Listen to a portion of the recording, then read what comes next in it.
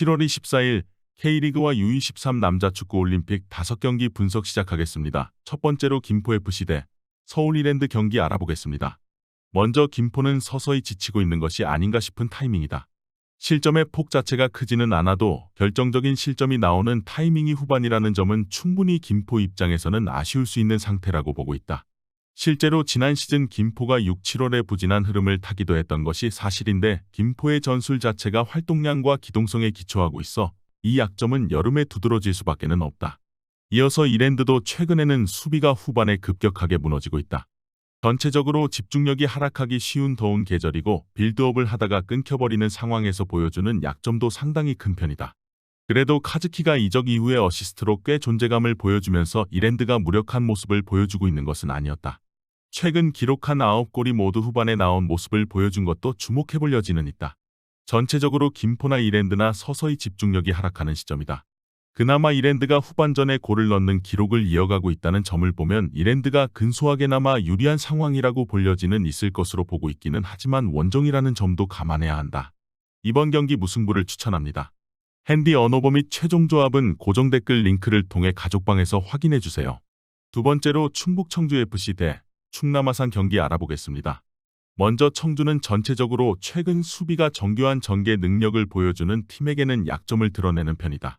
지난 수원 삼성전에서도 골 취소 2번으로 겨우 비겼으며 이랜드와 안양 같은 팀들을 상대로도 부진한 케이스였다. 아산을 상대로는 더욱 그 성향이 두드러지는 모습인데 아산을 상대로는 사전에서 11골을 허용하는 등 상당히 수비가 버텨주지 못하고 있다. 충청도 연고지 더비라고 할 수 있어 아산이 꽤 전의를 불태우는 대상이기도 하다.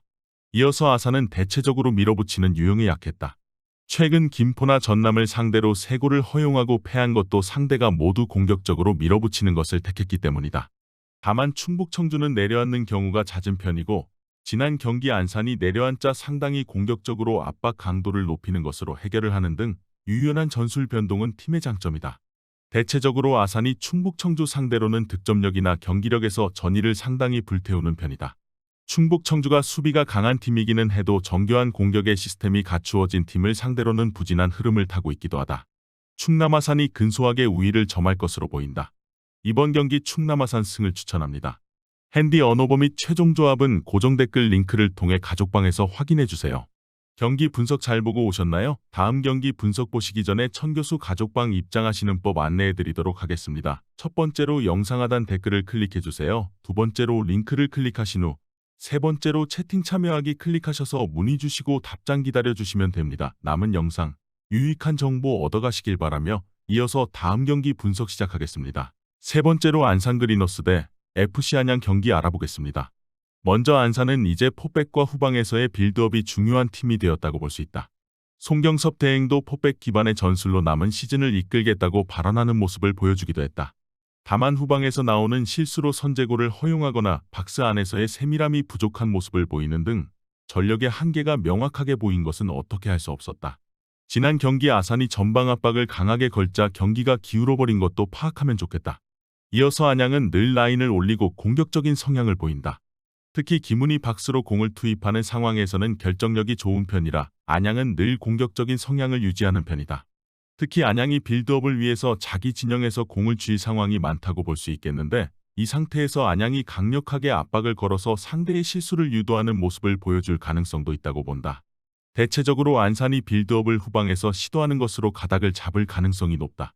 다만 후방에서의 실수가 되려 독이 될 수 있는 상황이라고 볼 수 있겠고 안양은 늘 강력한 공격력과 전방 지향적인 스타일의 운영을 하는 편이다.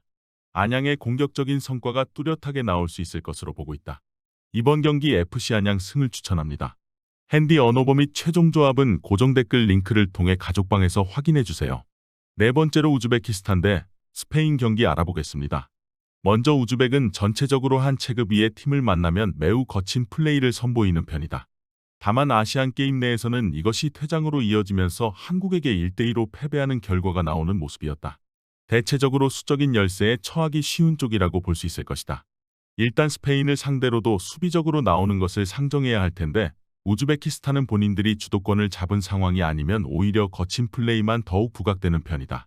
이어서 스페인은 가장 강력한 우승 후보다.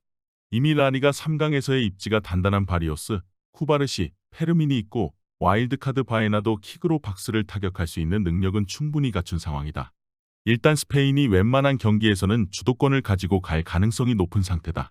이것을 오모로디온이 결정력 있게 골을 기록하느냐가 관건일 것으로 보이는데 세르히오 고메스를 공격수로 분류한 것으로 보아 스페인에서는 고메스가 수비수가 아니라 유로에서의 니코처럼 활약하기를 바라는 듯하다. 스페인이 매우 유리한 상태라고 본다. 와일드카드를 제하더라도 충분히 강력한 스쿼드를 구축했다. 강한 파울로 우즈베키스탄이 이를 견제하려는 시도가 잦은데 오히려 수적인 열세를 가지고 갈 수 있는 위험성이 높다고 보는 것이 합당할 것 같다. 사실상 스페인은 공수에서 약점이 없다. 이번 경기 스페인 승을 추천합니다. 핸디 언어버 및 최종 조합은 고정 댓글 링크를 통해 가족방에서 확인해주세요.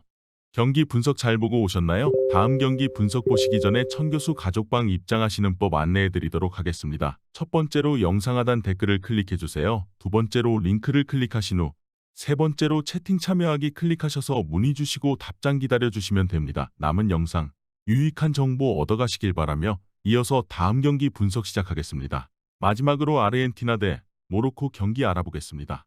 먼저 엔트리에서는 오타멘디와 훌리안 알바레즈가 들어간 아르헨티나가 압도적일 수는 있다.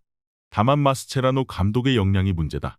사실 아르헨티나는 U23 레벨에서 두 대회 연속으로 광탈의 쓴맛을 보는 등 성인팀에 비해서 성과가 미미한 것이 사실이다.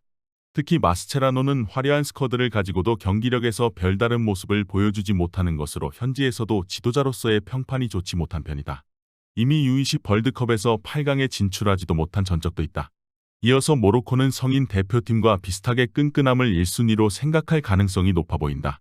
이미 와일드카드에서 하키미와 골키퍼 모하메디의 소모를 하는 등 후방에서의 안정감을 생각하려는 모습이다. 물론 에잘줄리 같은 빅리그 선수들도 차출하면서 공격과 수비에서의 균형을 맞추려는 모습이다. 일단 아르헨티나도 성인 대표팀 대비 연령 대표에서는 그다지 두각을 드러내지 못하는 성향이다. 모로코가 끈끈함을 보여줄 가능성은 있다. 대체적으로 아르헨티나의 연령별 대표팀 문제는 꽤 있는 상태다. 특히 화려한 스쿼드를 가지고도 이를 잘 섞어내지를 못하고 있어 현지에서도 마스체라노 감독에 대한 여론이 좋지 않은 상황이다. 모로코도 후방에서의 끈끈함을 중시하기 위한 발탁을 했던 것도 주목해볼 필요가 있다. 이번 경기 무승부를 추천합니다. 핸디 언어버 및 최종 조합은 고정 댓글 링크를 통해 가족방에서 확인해주세요.